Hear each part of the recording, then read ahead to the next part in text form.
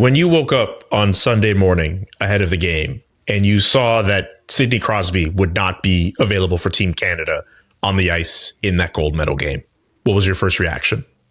My first thought, and obviously was in touch with some people, was this is classic Sidney Crosby, that, he was completely putting the team and his teammates in the country ahead of his own desires. I do believe he was reasonably close to potentially playing. Like, it's not like he knew 5 days ago there was no chance he was playing. I mean, they did everything they could behind the scenes to get him to a position where he could be in the game. And he obviously skated a couple times. And ultimately, when a decision had to be made, he chose that, he wouldn't be able to play at that level. And probably some fear there that if he dressed and played a shift or two and had to pull himself out, that he would be, taking Canada down a man. So, my first thought was this is the exact, this is who Sidney Crosby is. It's who he's always been. I think anyone who's been around or even watched him, from some distance has kind of figured this out long ago. But, he's the biggest gentleman in the sport. I think he truly does things the right way all the time. And that includes making what had to be an agonizing decision, to not give it a try in a game like that. But, the flip side of that is look at how fast it was, pretty physical at times. If there's any sort of structural concerns about your knee, if you can't push off the way you would like to, if you don't feel strong enough, I mean, look how Sidney Crosby skates. He's got such a powerful skating stride. Like if you can't be yourself, it's a greater disservice not to play, to play but just not play very well. So I just, quite honestly, like it's disappointing in the sense that we all love I think every part of us that gets into doing the kind of work we do, you love sort of the perfect stories, right? The almost the fairy tale type stuff. And this had the possibility of that, had he been able to play, had he been able to contribute, score a big goal, whatever it was, well, it would have been an all timer. But, weirdly, I think this tells us as much about him as any of the positive things he's done on the ice over the years. If you take a step back, if you understand the circumstances and look at the choice he made. I appreciate that explanation. Up until I saw Sunday morning that he wasn't going to play, I thought in my head he was going to find a way to play because of the stakes, because of the moment, because of how important he is to that group. Even talking about it with friends the night before, friends would come up to me and be like, "Hey, you think Sidney's going to play?" I was like, "Yeah, he's going to play. This is a moment. This is a game where you're going to find him and he'll rise up and he'll find a way to play through whatever injury he has." And yes, like he ultimately did the right thing in terms of not putting himself out there and not being of real service to Team Canada if he was that seriously hurt. Just disappointing in the sense that this is a game, this is a moment where you want to see Sidney Crosby on the ice, and it was a shame that we weren't able to see him, obviously because of injury reasons from the Czechia game. Yeah, and you'd like to see Josh Morrissey out there, who was limited to one period, and you'd like to see Braden Point get to the tournament, as he was supposed to be. I mean, this is the way it goes. Team USA was supposed to have Seth Jones, pardon me. A lot of countries were missing players. I mean, this is unfortunately the sort of stuff that comes up. But I'm with you. I got juked out a little bit by the Hockey Canada admin, putting out the tweet, teasing the game about 8 hours before puck drop with the Crosby picture, kind of made me think, okay, they wouldn't put that on there if they didn't think he was playing. But, and I'm not trying to roast the admin, but I'm just saying, I thought that gave me a feeling like, okay, this is happening. And there definitely was some optimism about the possibility of it. Ultimately, Sidney had to make a call for himself. This wasn't trainers. This wasn't a GM. It wasn't a head coach. It wasn't the Pittsburgh Penguins. It was the man himself had to make a call on whether he thought he could help the team out. And he just didn't feel like he was there physically. And again, you can only imagine what's in his mind on the flight home, the whole bit, just, how much he puts into this. I know he was the main guy in the group chat for a long time his legacy is winning, right? And, fortunately they've had a really good season in Pittsburgh, and maybe we're going to get to see him playoff games this year. But, for a long time, this 2026 Olympics looked like the only thing he had a chance to win on the horizon, because the Penguins were not in a competitive window, and we knew that he'd be part of this team. So I think he did everything he could to play. I think he did everything he could after not being able to play to help behind the scenes. But he was definitely missed on the ice. Speaking of legacy, one player I couldn't help but think of after that game is the player who ends up wearing the C in Sidney's absence, Connor McDavid. Obviously, he wants to win too. It doesn't happen for him with Team Canada on Sunday. What did you think of his performance throughout the tournament? And what does a result like what happened on Sunday against Team USA contribute or affect his legacy?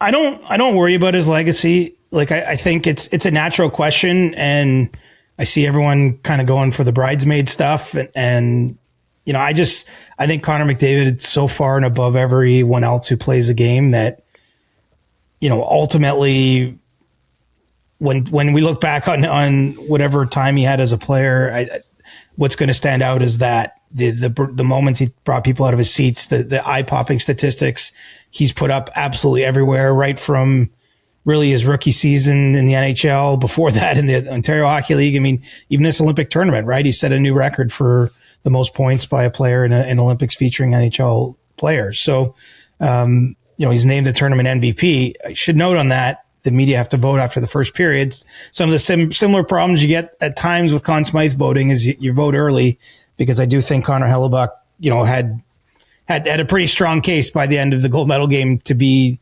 not just called the best goalie in the tournament, which he was, but likely the MVP as well. But that aside, I mean, I thought McDavid had a great tournament. You can only imagine, like, we know the fire that burns within him. I think it was actually evident throughout this event. For me, he was, right from game one, he didn't dip his toe in. He was there. He meant business. He was dragging his team into the fight.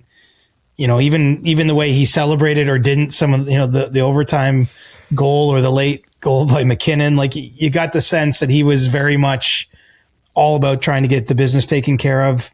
He's on the ice in 3-on-3, tried to make a rush up the ice shortly before the Hughes goal. He's just trying to end the game there. I mean, if you're Canada, as much as, and I'm not going to even bang this drum, I think we did mention it last episode, so this is not front running. I do not like 3-on-3 in the knockout stage of this tournament. Like, you had all of Switzerland, Czechia, Sweden, and Canada, basically knocked out of the Olympics in a 3-on-3 overtime. I really wish there was some better way to do it. Anyway, there's no soapboxing about that. The rules were the same. Everyone knew going in that was what it was. Ironically, right. I think that it should actually have favored Canada. I mean, they got 2 shifts in that overtime with McDavid, McKinnon, and Makar.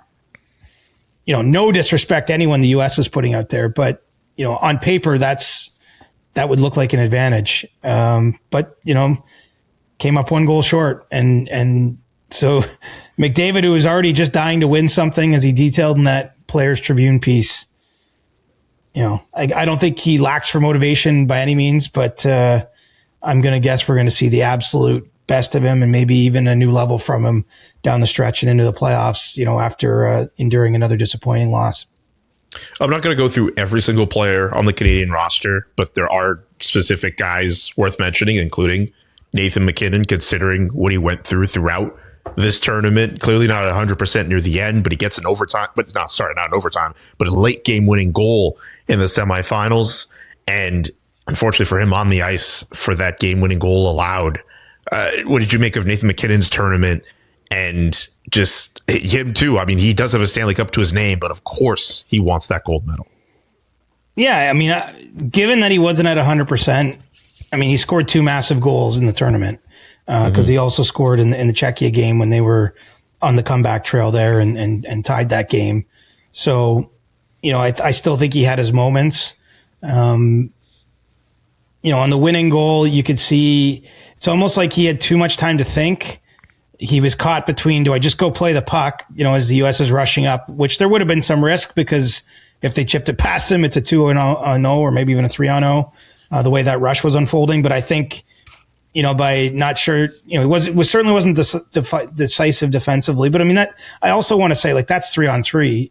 Like, the whole point is you take a chance at one end and then it's coming the other way. Like that's just how it goes. It's a constant sort of risk reward assessment. I thought he didn't get to the same level we probably saw him at the Four Nations, but you have to feel that on some level that's probably tied to his health. I can't know for sure.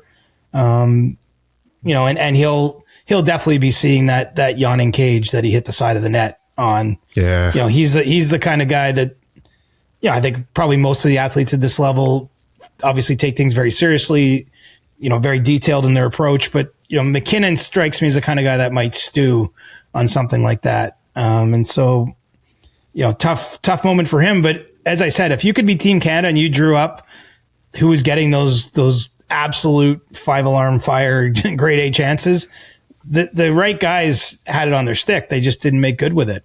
And you got to tip your cap to, who knows, maybe there was some divine intervention in there from Johnny Gaudreau, depending on what you believe.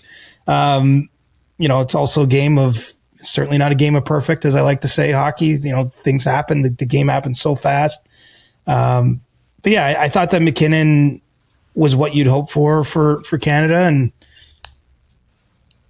he fell one goal short. If he puts it in that empty net, that's why I don't want to change too much of what I would say, because he was that close to potentially scoring the tournament winning goal for Canada too. That's nightmare fuel, man. Like, Devon Taves might be actual nightmare fuel, I think. McKinnon, I feel for those three Colorado Avalanche players in Makar, McKinnon, and Taves today. Taves had that chance right in front, and the paddle save from Connor Hellebuck. Cale Makar was on the ice, I think, for all three goals that were scored in this game, including the one he scored. But he also scored. Taves and Makar were defending when Boldy made that initial rush and scored. So obviously, if you're a defensive player, like that can't happen. And so that would be in your mind. I feel like if you're Cale Makar, you then at least scored after that. So while you're not happy, you've at least, you've kind of got it back. Taves had one look actually in the high slot where I think he shot wide. That was great. And then he had obviously the goal where the crazy paddle save by Hellebuck, sure goal taken away. So, he's someone who wasn't brought to Milan to score goals, as a primary function. He obviously scored a big goal too in the semifinal game. So, but I just think that that's tough. Like that's the sort of thing in 10 years or 20 years, you're having a beer and still going like, man, what if? But again, I think that's what makes the sport so great and what makes a day like today so great. There were going to be moments like that for on one side or the other for some of the individuals in the game. It matters that much, right? And the 2010 American team can attest to that. They got the Zach Parise tying goal in the last minute in Vancouver, and they've had to watch the golden goal replayed a million times by Sidney Crosby since then. But they were that close to winning, right? And there was moments in that game they could have got it done. So, I think athletes at least are used to moving on, because you could probably drive yourself batty if you stewed on everything the way a fan might like that. But tough flight for the crew from Denver, because they were all kind of in on, they were some of Canada's best players, but they also had moments that didn't go exactly their way as well.